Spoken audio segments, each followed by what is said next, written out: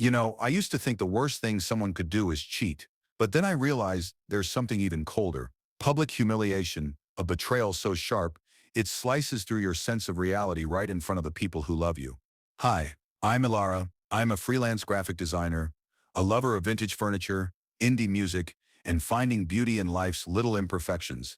And this is the story of how the man I thought I'd spend my life with broke up with me in front of all my friends on my birthday. Yeah, buckle up. Noah and I had been together for 3 years. We met at a mutual friends gallery opening. He was smooth, dressed like a tech startup CEO, and talked about ambition like it was oxygen. I was drawn to his confidence, his vision. He always made big plans, startups, investments, luxury watches, but the follow-through, not so much. Still, I loved him. I excused the overspending. The late nights, the way he always had a new gadget or bar tab, I told myself he was just hustling, ambitious, chasing the dream.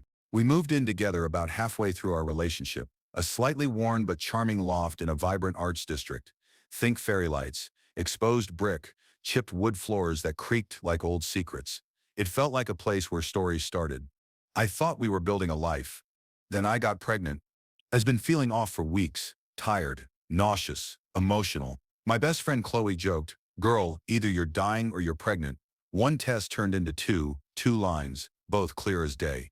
I stared at the tests for what felt like an hour. I didn't tell Noah immediately. I needed time to process, so I told Chloe first. She hugged me like I'd won the lottery. That moment made me feel something I hadn't felt in a while. Safe. I decided I'd tell Noah at my birthday. I imagined the scene, our close friends gathered. The loft bathed in warm light, me holding his hand as I shared our news. Maybe he would cry. Maybe we'd cry together. It was cheesy, but I clung to that image like a life raft. Instead, here's what happened. The party started off beautifully. Maya brought lemon bars, Ben showed up with a vinyl copy of my favorite album. Even Liam, the stoic sound engineer who rarely socialized, was there, quietly adjusting the speakers to fix the ambiance. And Noah, he was off, distant, fidgety. But when he clinked his glass to make a toast, I thought, maybe he's nervous. Maybe he knows. He began this poetic speech. How I was the lighthouse in his storm. How I kept him tethered when life felt like freefall. I felt a lump rise in my throat. This was it. He handed me a sleek white box. I thought, ring. Maybe he does know. I opened it. Inside, a business card. Typed, cold, monotone. This isn't working. I need space to focus on my career. I've already moved some things out. Don't contact me. I thought it was a joke. A weird, terrible joke. But Noah looked right at me, his face pale but calm, and said, "We're done. I'm sorry if this is abrupt, but it's for the best." Then he turned and left, nearly tripping over the rug on his way out. The room froze.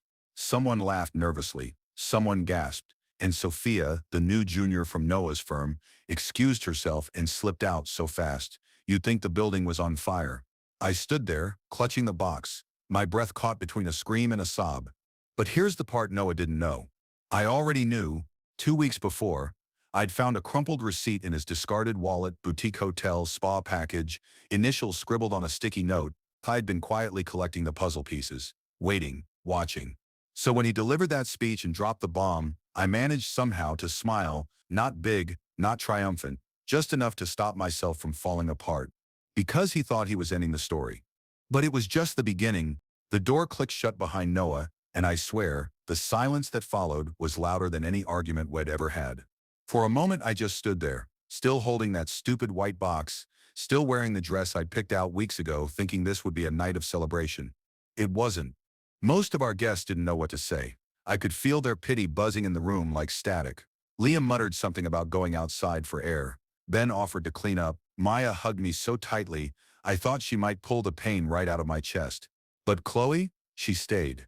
Long after everyone else had awkwardly drifted out, she curled up next to me on the couch. No questions, no platitudes, just sat with me as I broke down. At some point between hiccup sobs, I whispered, "I'm pregnant." Chloe didn't flinch. She just nodded. "I figured," she said softly, "you've been turning green at the smell of coffee." We both laughed. Or maybe I cried so hard it sounded like a laugh. I don't remember. What I do remember is this. By the next morning, I wasn't just heartbroken. I was livid. I hadn't just been dumped. I'd been discarded, in front of my friends, with a business card, like I was a bad hire.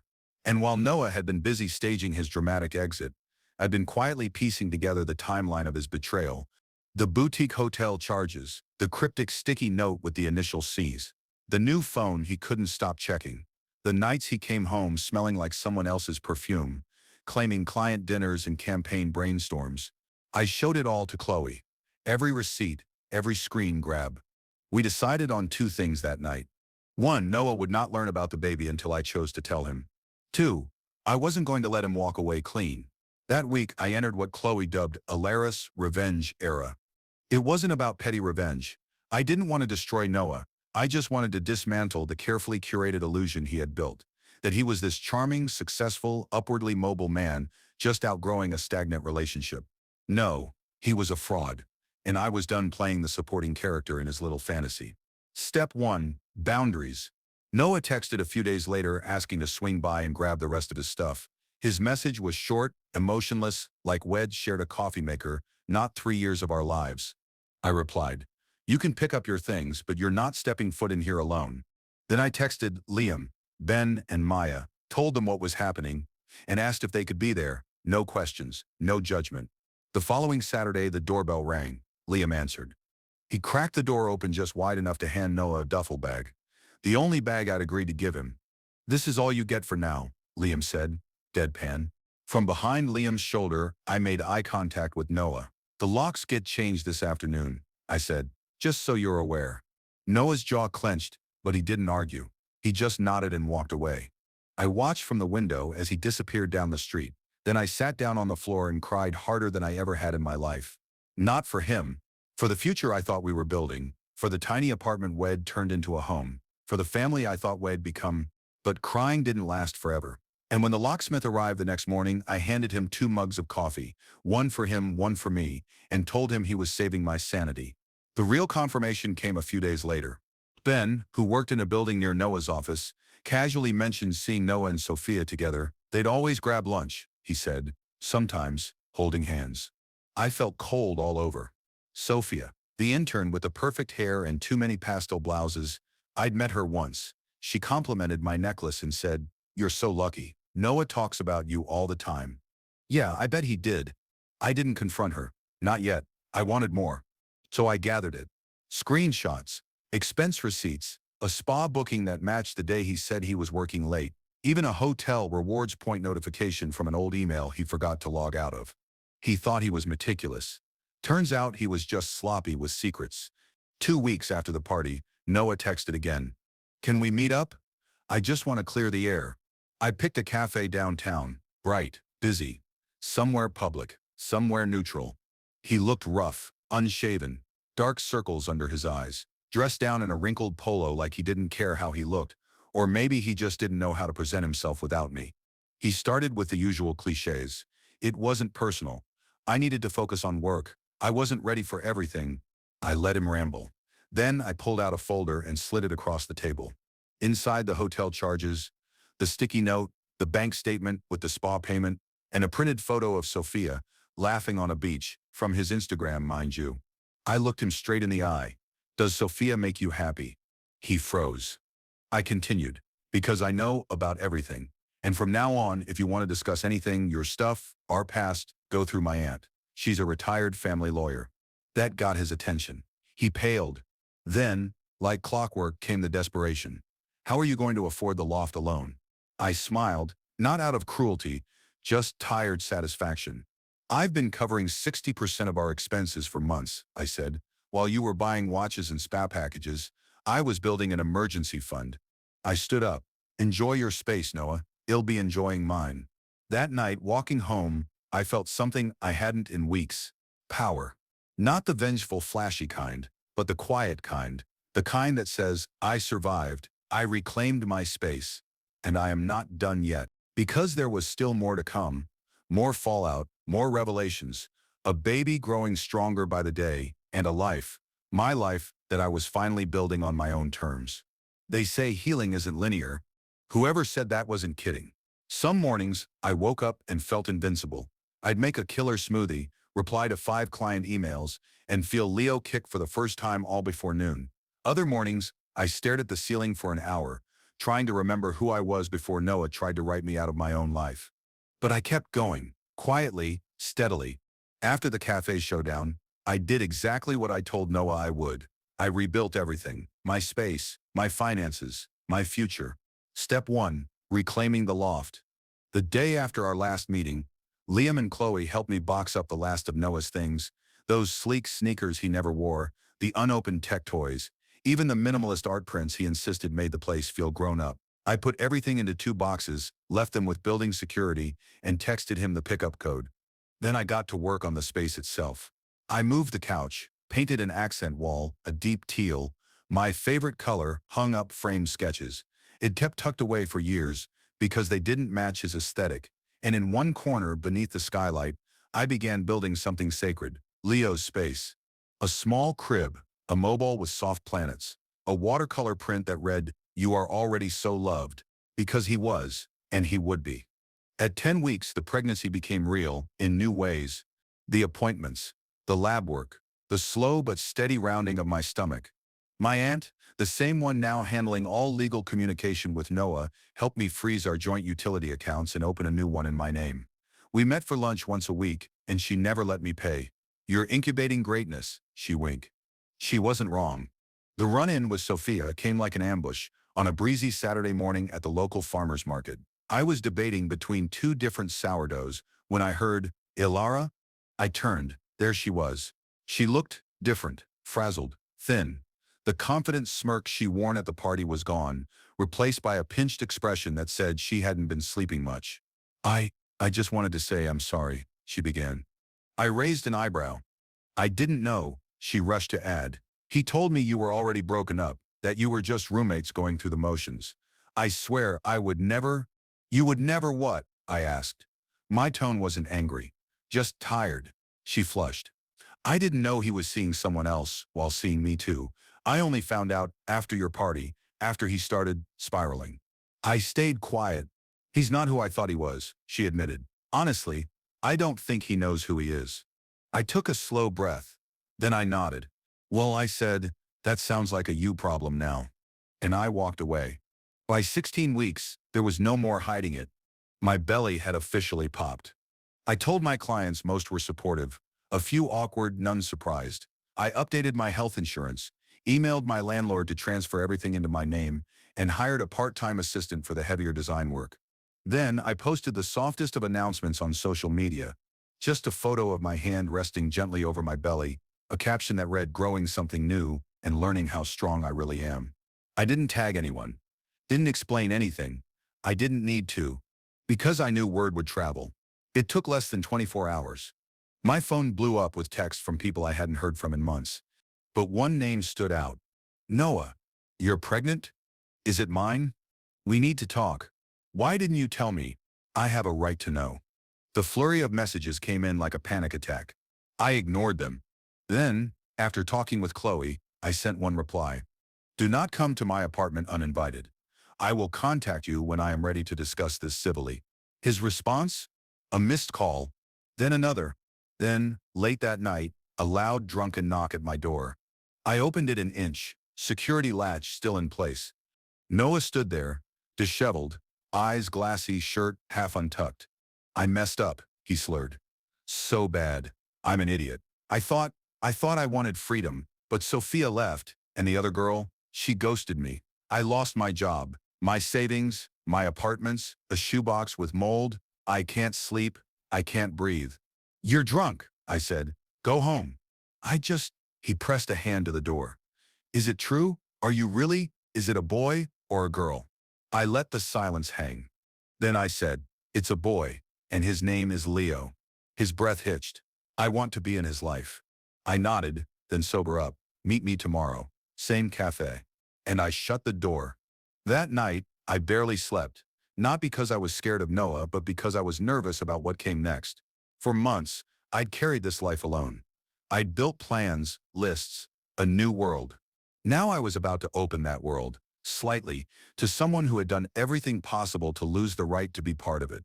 But I owed it to Leo, not to Noah. To Leo.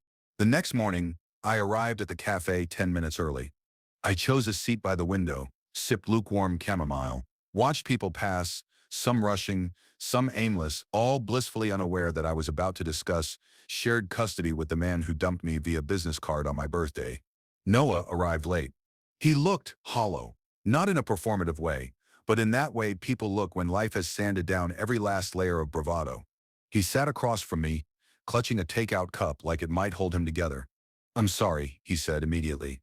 "I know I keep saying that, but..." I held up my hand. "I'm not here for apologies, Noah. I'm here to hear what you want." He exhaled slowly. "I want to be involved in the baby's life, in Leo's life. I know I don't deserve anything, but I want to try." I studied him. The desperation was still there, sure, but so was something else, a flicker of humility, a sliver of something almost human. "Noah," I said calmly, "we're not getting back together." He blinked once, twice. I figured, still hurts to hear out loud. I nodded. "But I'm willing to explore co-parenting if you can prove you're serious. And that means structure. It means boundaries." I pulled out a folder from my bag and slid it across the table. Inside was everything. A draft of a child support agreement, information on parenting classes, even a few brochures from fatherhood support groups in the area. Noah opened it like it might explode. "I had my aunt help draft everything," I said. "You'll go through her from now on. I'm done being your emotional punching bag." His eyes welled up. "You've really thought this through." "I had to. You didn't leave me a choice." He was quiet for a long moment. Then he whispered, "You're really strong, you know." I smiled. "I do." To my surprise, Noah didn't vanish after that meeting. He didn't spiral again. He didn't ghost. He didn't try to manipulate or guilt me. Instead, he started showing up. Quietly, consistently. He signed the child support agreement within 2 weeks. He got a job, nothing glamorous, just a local agency that did branding for small businesses. It paid half of what his old job did. But he told me, for the first time, I'm not faking who I am every day. He emailed Chloe to ask about recommended parenting books. He emailed my aunt to ask for more time with the documents. And then, one day, a package showed up at my door. Inside was a blank, leather-bound journal. Tucked in the first page was a note in Noah's handwriting. "I don't have the right words, so maybe I'll write them slowly, over time. Maybe one day Leo will read them and know his dad worked hard to become someone worthy of him. Thank you for everything you carried alone." I didn't cry. But I sat on the floor of the nursery, holding that journal, and I felt something shift. Not forgiveness, not yet, but maybe the start of something functional. Leo arrived on a rainy Tuesday night after 28 hours of labor. 7 pounds, 2 ounces, a mess of dark hair, long fingers, a furrowed brow that looked shockingly like Noah's. He screamed when they handed him to me, then immediately settled when I whispered, "Hey, little moonbeam, we made it." Noah was there. He sat quietly through the labor, offering water, back rubs, and nervous jokes about epidurals. When Leo was born, he cried harder than I did. I watched him hold our son like something sacred. That night, as the rain tapped the hospital windows and Leo dozed in his bassinet, Noah turned to me and whispered, "Thank you for letting me be here." I nodded, too exhausted to speak. The weeks that followed were a blur.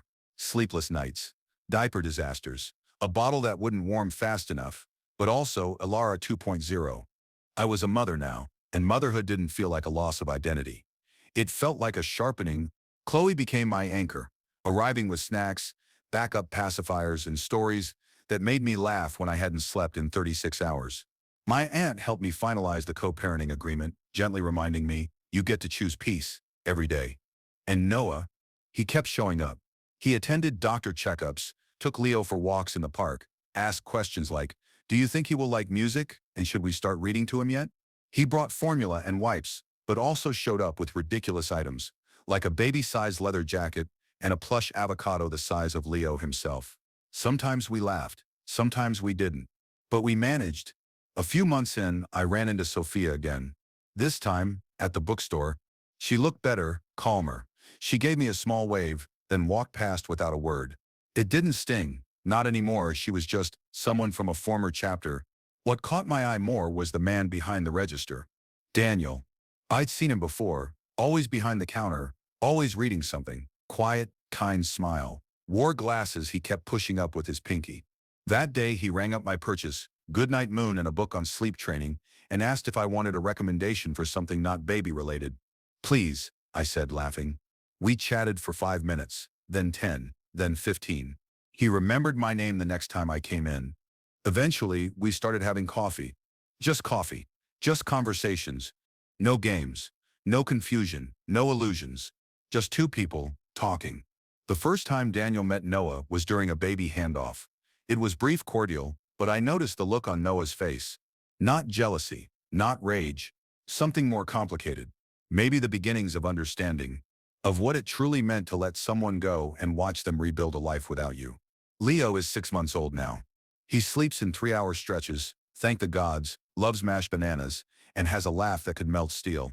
Noah's still in his small apartment, still working at the agency, still attending his support group. He still brings silly gifts, but now also parenting books. He's even built a small bookshelf for Leo at his place. He calls it the Daddy Library. And me? I'm still in the loft, still freelancing, still painting, designing, surviving, and thriving. On my 29th birthday, exactly 1 year after the business card fiasco, I lit a single candle and a chocolate cupcake while Leo babbled in his high chair. Behind him, a giant stuffed teddy bear, another gift from Noah, leaned against the wall, acting as a makeshift baby barricade. I looked at Leo, then at the box tucked away on the highest shelf of the closet. The business card still lives there. Not as a scar, but as a reminder of how endings aren't always disasters. Sometimes, they're detours to your most beautiful beginning. People love to talk about fresh starts. They say things like everything happens for a reason, or you'll look back and laugh one day. But the truth is, healing isn't poetic. It's not symmetrical. It's not even fair. It's messy. It's hard. It's slow. But if you do it right, if you let yourself bleed and bend and rebuild, you don't just recover. You transform. I don't look at that business card with hatred anymore. It's tucked away now, not as a symbol of betrayal, but as a receipt, proof that I survived the storm and still made it home. A different home. A better one. Where fairy lights still twinkle, but now there's a baby monitor on the nightstand and a diaper bag by the door, where love isn't something I beg for or balance against someone else's ego, but something I pour into my son, my friends, my work, and yes, into myself. Noah and I aren't friends, but we are co-parents. We exist in a delicate kind of peace, one defined by boundaries, schedules, and a shared love for a boy who giggles like he invented joy itself. And that's enough. Sophia moved away, last I heard. She sent me a short message once, "You were right." I never replied. Some chapters close quietly. As for Daniel, we still have coffee, still talk about books, still make each other laugh when the world feels heavy. It's slow, uncomplicated, honest. And that too is enough, for now, because I've learned that happiness isn't some grand climax. It's not a perfect ending. It's this: waking up to tiny hands on my face, falling asleep to the sound of rain and Leo's soft breaths, having friends who sit with you in silence when your world caves in, painting an accent wall just because you like the color, saying, "This is my life. I chose this. I built this." Because in the end, the real revenge isn't rage or public spectacle or clever comebacks. It's peace. It's joy. It's living so fully, so honestly, that the people who tried to break you don't even recognize who you've become. And that little boy, the one with the long fingers and the wide, curious eyes, he doesn't care about who his dad used to be. He only knows this: he is safe, he is loved, and his mother, his messy, resilient, relentless mother, would walk through fire to keep it that way. And that's everything. And that's where we will leave Ilara's story, a journey through heartbreak, betrayal, and ultimately rebirth. If this one hit you in the gut, or maybe reminded you of someone finding their strength again, don't forget to hit that like button. It really helps more people discover stories like this. What did you think of Noah's redemption arc? Too little, too late? Or was Ilara right to give him a second chance as a father, not a partner? Let's talk about it in the comments. And if you want more powerful, true-to-life stories about love, loss, and everything in between, make sure to subscribe and turn on notifications. We drop new stories every day, and trust me, you won't want to miss what's coming next. Until then, take care of yourself. And remember, sometimes the most beautiful beginnings come disguised as brutal endings.